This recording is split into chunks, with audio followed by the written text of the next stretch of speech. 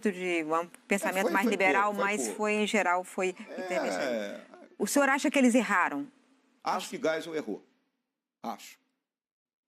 É a minha visão. Só Geisel, Médici não, ninguém. Médici diferente. Médici foi um governo diferente. Agora o Geisel foi o homem que realmente... O senhor acha que foi melhor? O Médici foi o melhor governo do que o Geisel? Foi, na minha visão, sim.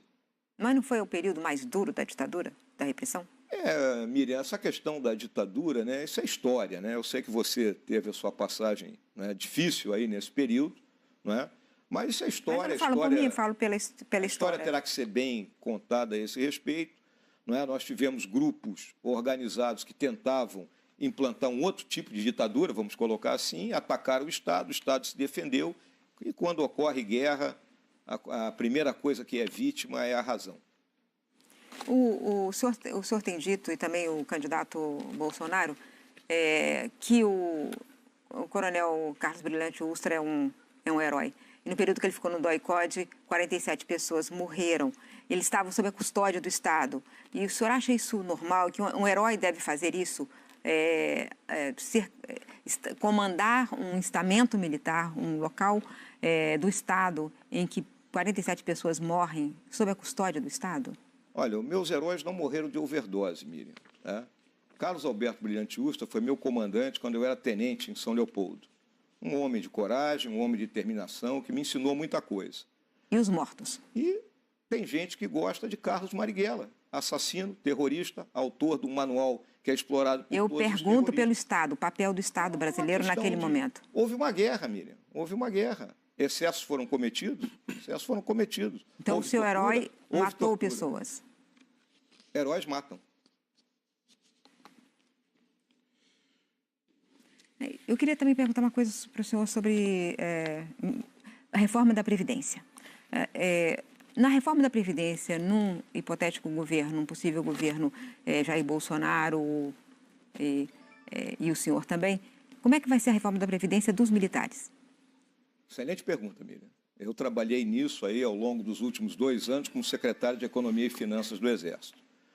E aí, talvez até me estenda um pouco aqui, né? A medida provisória que hoje governa o salário dos militares, ela cortou aquilo que era considerado os privilégios, né? Então, o pessoal ia para a reserva, era promovido ao posto imediatamente superior, questão da pensão das filhas, a licença especial que era concedida por 6 meses a cada 10 anos que você trabalhava, e caso você não usasse, aquilo contava em dobro para a sua passagem para a reserva. Isso gerou um decréscimo nos nossos salários. Então, hoje nós temos 3 tipos de coronéis. Falo coronel porque é o posto que o cara pode almejar atingir nas condições normais de temperatura e pressão. Nós temos os coronéis que passaram para a reserva antes de 2000, em 2000, que ganham R$18 mil brutos. Os que estão passando agora ganham 15 e os que vão passar em 2030 ganham 13. Né? Então, houve já uma mini-reforma, vamos colocar assim. O nosso gasto é um gasto que vem diminuindo. Agora, nós consideramos outras hipóteses, né? Aumentar o nosso tempo de serviço, né? Hoje, a rigidez que nós atingimos, né? Eu tenho 65 anos de idade, eu tenho certeza que eu poderia ter ficado mais 5 anos no Exército sem problema nenhum. Não é? É a questão da pensionista, né? Porque a gente continua pagando a pensão até morrer. Estou pagando a pensão aqui, mesmo que eu não tivesse para quem deixar. Não é? Então, a pensionista ela também continua pagando isso. São algumas ideias que nós discutimos com a área técnica do governo. Então, todos terão que ceder alguma coisa numa reforma da Previdência. Então, vai ter uma reforma também dos militares, porque hoje o déficit é de 42 bilhões esse ano, 42 bilhões o déficit dos militares. Esse déficit ele tem que ser encarado até porque é o seguinte, o governo não dá contraparte no caso dos militares. Não há contraparte do governo. Então, é um déficit que tem que ser melhor analisado. Cristiana Lobo. Candidato. Tranquila, Cristiana. Pode achar que eu estou mais nervoso. Hã? Eu estou mais nervoso, tranquilo. Não, até não estou nervosa, mas é porque eu estava esperando que o senhor falasse um pouco mais. Eu queria perguntar ao senhor qual seria o papel das Forças Armadas no eventual governo Bolsonaro-Mourão. Olha, as Forças Armadas já têm as missões muito bem definidas na Constituição, né? Elas têm procurado se ater a essas missões. Além disso, existem as ações subsidiárias, né, que nós viemos praticando, seja na distribuição de água no Nordeste, seja na ajuda nas calamidades públicas, seja na questão do emprego da engenharia militar, na construção de determinadas obras ou na fiscalização. Ações como essa do Rio de Janeiro de segurança. A questão da garantia da lei e da ordem, nós viemos sendo empregados seguidamente, né?